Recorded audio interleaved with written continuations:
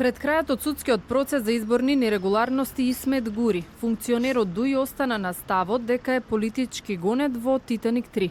После 6 години од локалните избори во Чаир, обвинетиот Гури детално раскажуваше за текот на гласањето и тврди дека се било чисто и без поплаки, а тој не правел притисок за преправање на гласовите во корист на тогашниот кандидат од интегративците Изет Меджити. Распитот го почна емотивно со неколку солзи во судница. Кој каже од 40 сведоци дека имало нешто проблем, дека било присилено, дека тепано или нешто? Кај го има тоа? Значи, ни жалба, ни поплака, ни приговор од никого, испадна со член 164. Употребено и оружје, уште еден ден ќе каже некој. Обвинетите се сменија, стана сведоци. Упалими стана пратеник, па стана обвинет.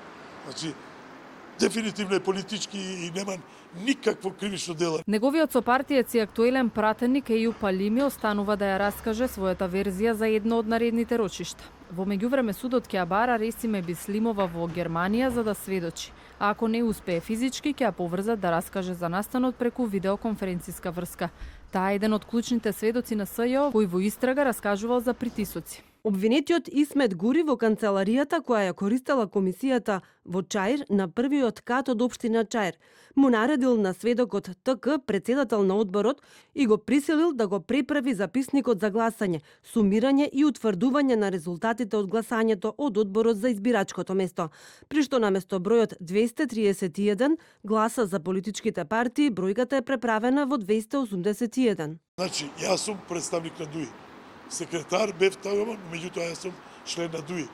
16.000 гласа има Изет Меджити. 5.000 гласа против кандидатот. Значи разликата е 11.000. Што имаше потреба? ДУИ да преправа 80 гласа. Процесот Титаник 3 два пати се враќаше од почеток. Прво поради промена на главната судика Гордана Спиревска. Потоа и по лично барање за изземање беше смената и судиката Оля Ристова. Овој случај ќе остане запаметен и по изјавата на обвинетиот Еју Палими, кој на судиката и порача дека во судница прво е пратеник, па потоа обвинет. Во една прилика додека бараше одложување на рочиште поради пратеничките обврски.